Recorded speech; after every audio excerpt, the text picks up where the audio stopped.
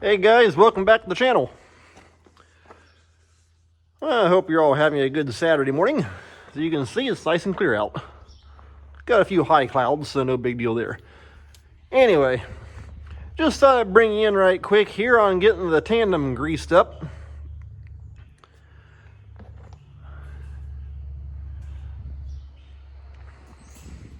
I'm going to have to hold up on these front king pins because I've got to start it and actually turn the wheels to get in there easier. And so I'll actually do that at the end. However, I can go ahead and go down through here, grease up the drive shaft, grease up the PTO shaft right there for the PTO. That runs the pump and that operates the hoist.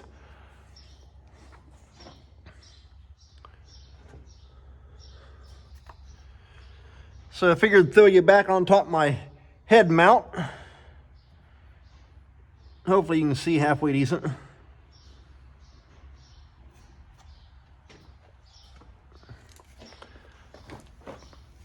Along with having to crawl up underneath this thing.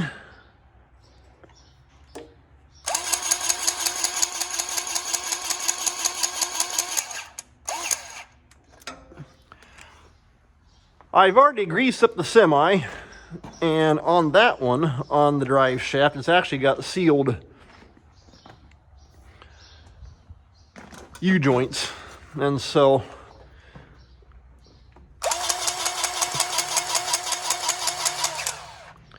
I don't grease those. The only thing on that truck on the semi that I grease are the front king pins and tie rods, and then of course the brakes. And so I'll go ahead and hit this PTO since it's lined up for me.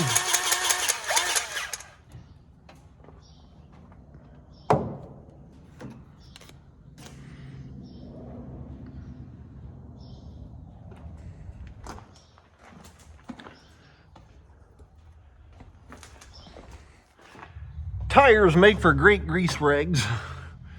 Self-cleaning. Just don't run your hands into them.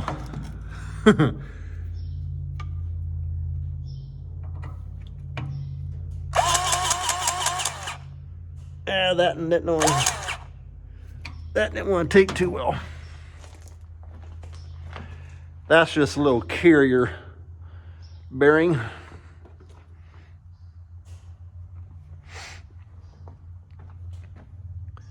So, okay, I've already got that, well, the front two sections. This thing's actually got, four U-joints in the drive shaft. And so, because usually they just run one long drive shaft. Well, this thing here's got 4 U-joints and basically 3 sections. I'm not sure why so many, but that's what they did.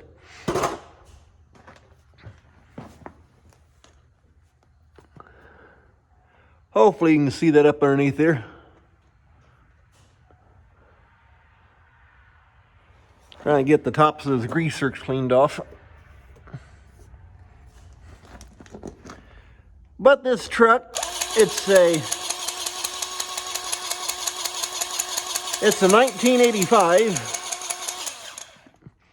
International S1900.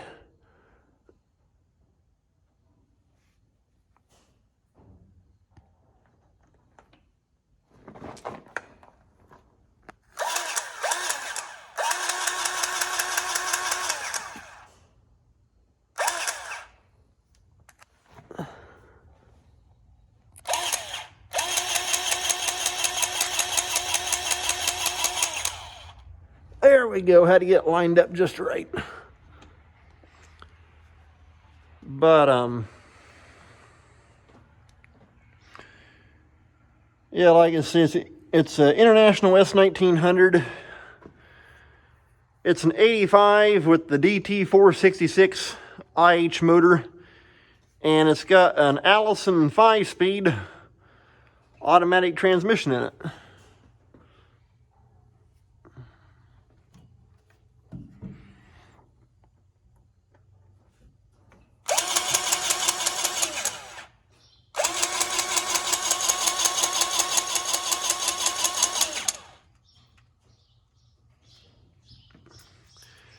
And we bought off our neighbor here.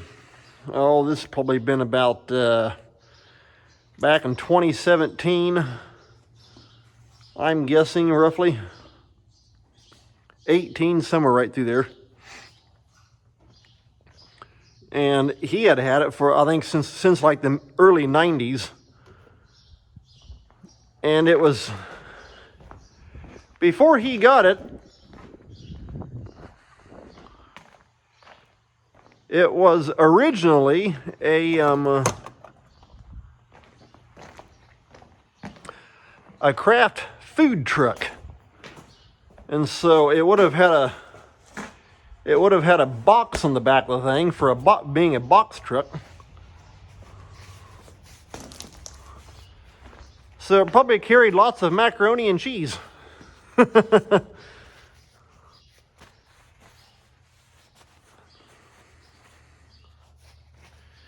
And the way he talked, he said he's pretty sure it actually originally came out of Connecticut.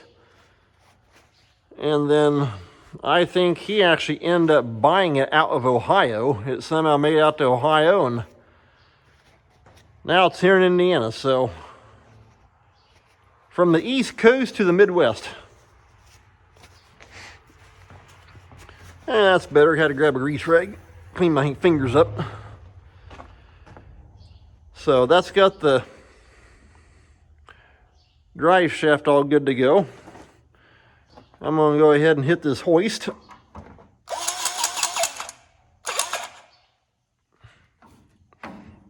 Come on. Gets a lot of pressure on it. Don't want to pop off the zert too well. So then we got ones right here where this part here pivots.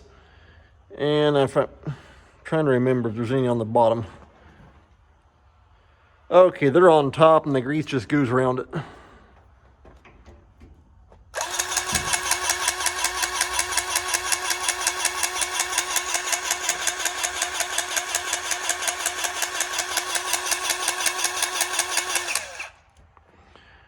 Okay, that's got that one.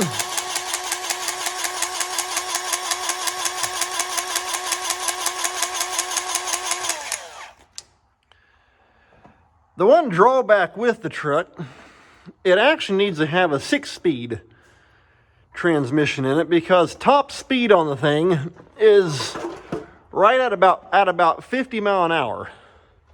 Well, for right here around the farm, that's not too big of a deal. But going to town, it does take a little bit longer. Like going down to 80 m or something like that.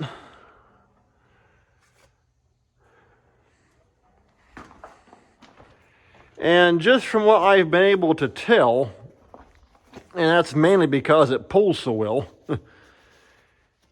is it's got what do they call that on the ratio? I'm guessing it has 410 or 411 rear ends in the thing, and so it's geared real low.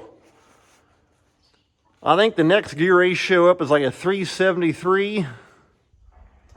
If it had that, it with the 5-speed tranny, it'd be all right. But with it having a low ratioed rear end, it needs a 6-speed. That way you could actually run full highway speed. But I do know, like, well, when we park it out in the field, you take and load the thing up. Oh, it'll carry 650 bushel. And you take and you load the thing all up, and even if you're kind of in like sandy ground or a little softer ground, as long as it's not wet, I mean. If it's wet, you don't go out there. But as long as it's good and dry,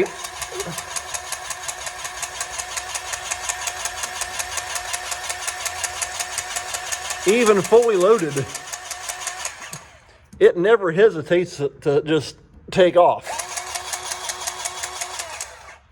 And so that's why I'm guessing it's got hitting the camera. That's why I'm guessing it's got 410 rear ends. because like I say, it never hesitates to move or anything like that. Okay, this is the one drawback with wearing the camera on my head. I smack on stuff.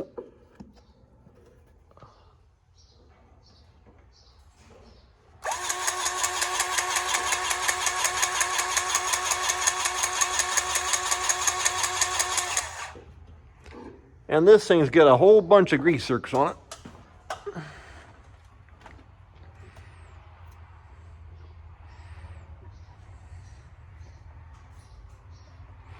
So that's got that side of the hoist.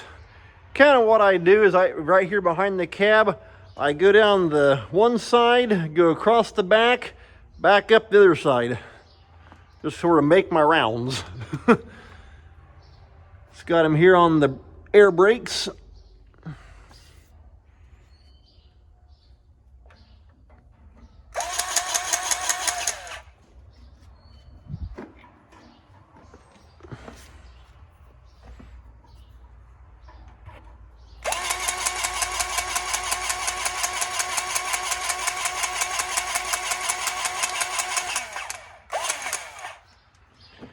Because you know how like on a pickup truck, for example,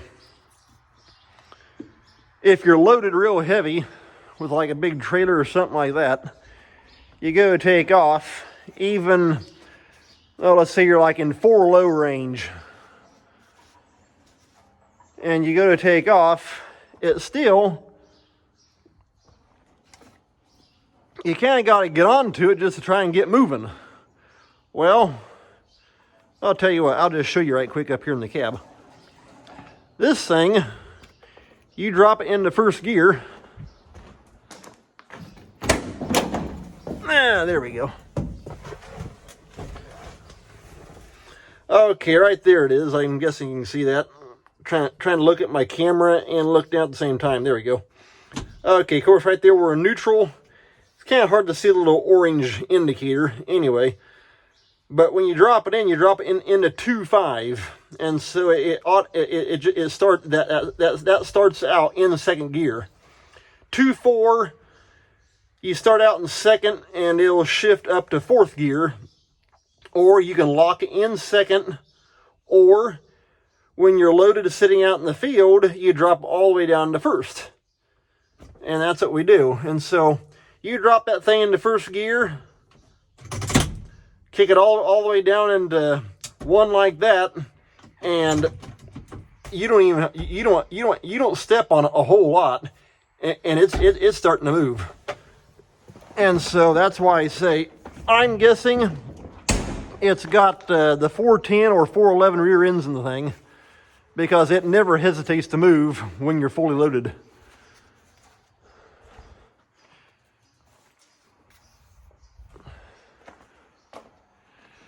Okay,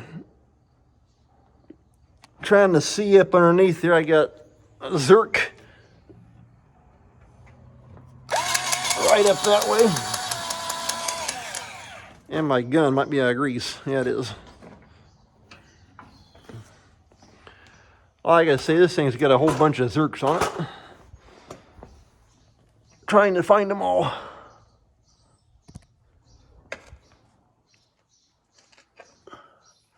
Okay, there's 2 at the bottom of that part too. Thankfully, with an electric grease gun, it don't take too long, because you can just go right through, bam, bam, bam, bam, bam, hit them all, and hit them. Okay, swap out grease tubes. Come on.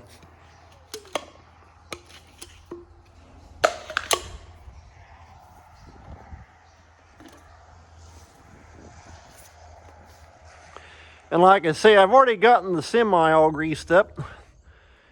Kingpins, tie rods, brakes. So oil and air filters already all been changed on it, so it's good to go. The the tandem, I just looked at the filters, and on the oil filters, I just changed oil just last year. And so since it doesn't get near the use like what the semi does, I change oil about, every other year. And so it's good to go for this year. Fuel filters, I just looked at the date. I changed those in 18, and so I'm kind of kicking around to either change them now or just change them like every 5 years. Because like I say, this thing doesn't get near as much use put on it like the semi does. Okay, find that one.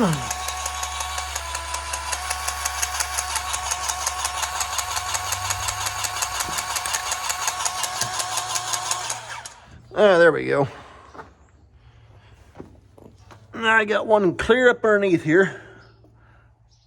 Gotta try and get him brushed off.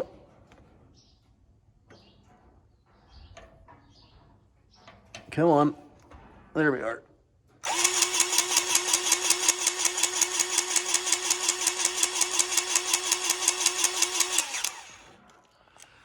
Like I say, using an electric grease gun, it's not too bad.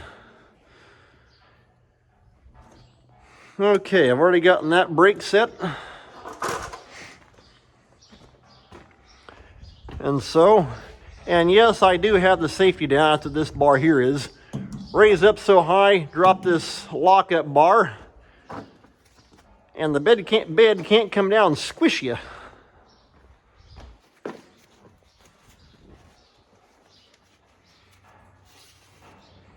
Set that down in there. Now the fun job, trying to hunt these down. Then of course, you got this drive shaft that operates between the tandems. Got a zerk right there. Grease up that spline.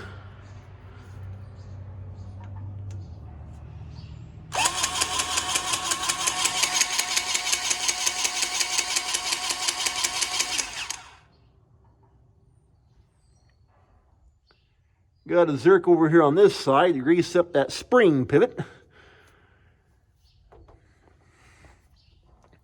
And why they'd point it down, that's just dumb.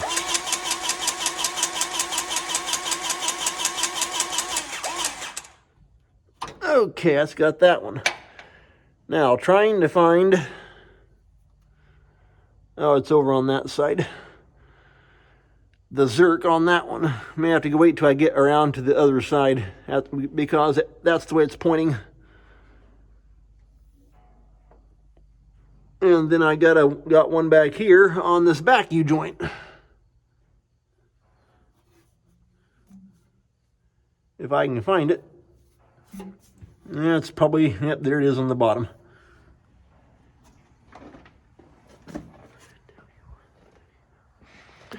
I can tell you one thing, you don't want to be a great big fat guy working in here.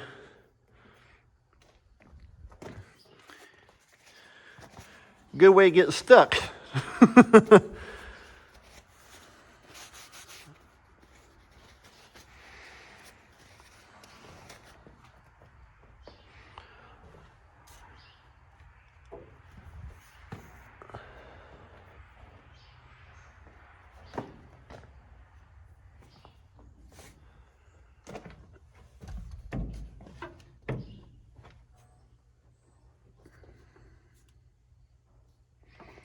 Okay, go and fish that thing down underneath.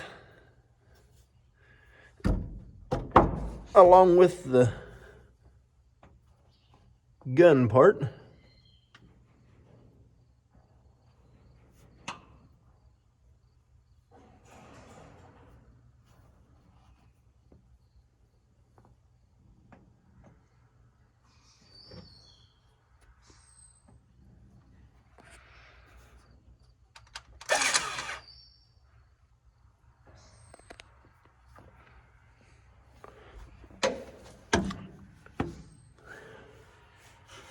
I can tell you one thing, that's easier said than done.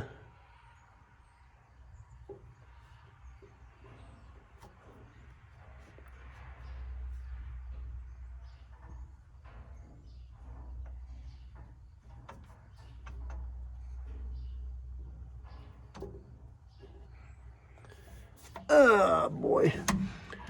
I may actually have to take and start the truck up and roll them up on top. I'm not going to sit there and fight with the thing all day, I can tell you that much.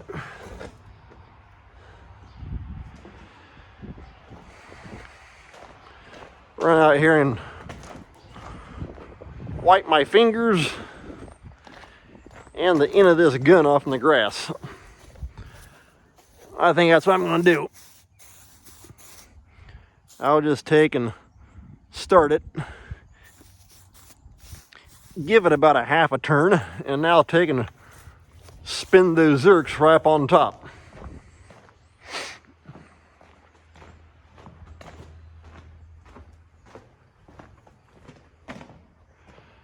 Okay, and then there's two right back here, and this greases up where the bed pivots back here on the back.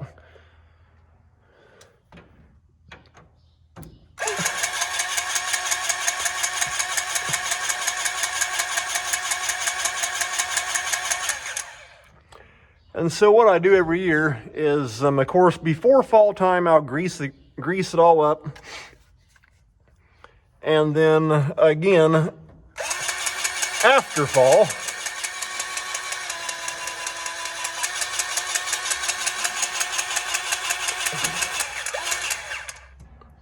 the grease popped out.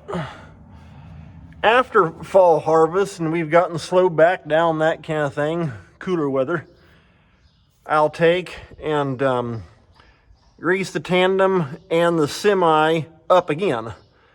That way, for when we get hauling grain, in fact, lots of times we'll get moving grain in November or December, just depending on when we got to get it trucked to town. And we don't use the tandem a lot for hauling, but usually we will take some with it. And so that's why I just take and after fall time, go ahead and grease it all back up again. That way it's good to go and ready to run.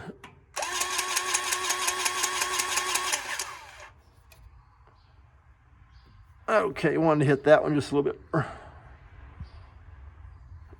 And that grease is like bubble gum.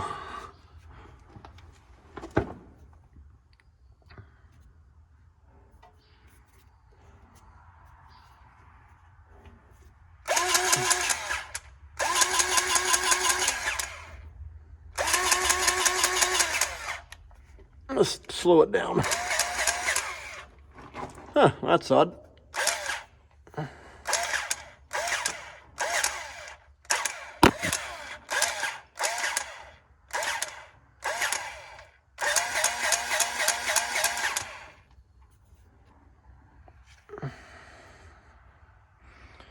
I don't know why, I just kind of want to run everywhere.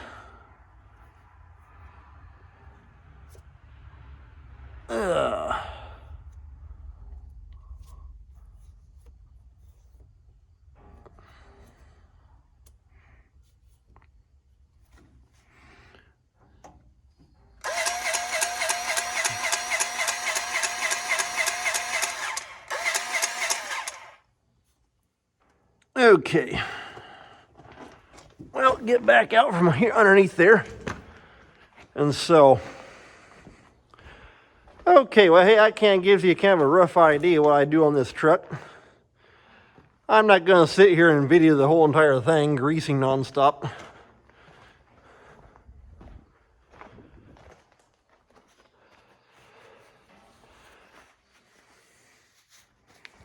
But like I say, it gets it all ready for fall.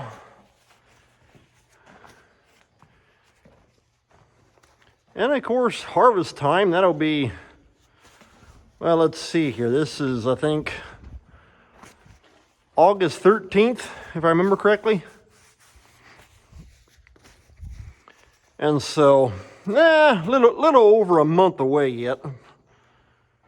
But, well, till harvest time that is what I mean. Generally, we start along about anywhere from September 20th to the 25th, give or take a little bit on soybeans.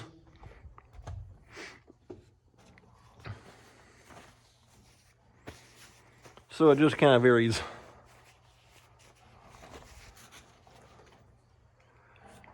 And, oh yeah, one side note, on that tractor motor, on that 7060, I took and I called and talked to the guy this morning that I took the engine head to. And he said the parts for it should be in mid next week. The company had to order in a piston, a sleeve, and rings. And then he's actually been doing he had to take and he took all the valve springs. He said were all weak. So he put new valve springs into it, checked all the valves, and milling the head. He said the head was not perfectly flat on the bottom, and so he's going to take and mill that down, make sure it's good and flat. And so hopefully late next week I'll be getting the parts in for that thing, get that project put back together. And so I can just keep you updated as what's happening there. So anyway, well hey, I'm going to call that an end to this video. Take care. Thanks for watching. If you like what you see, hit the big thumbs up and also the subscribe button. We'll see you next time.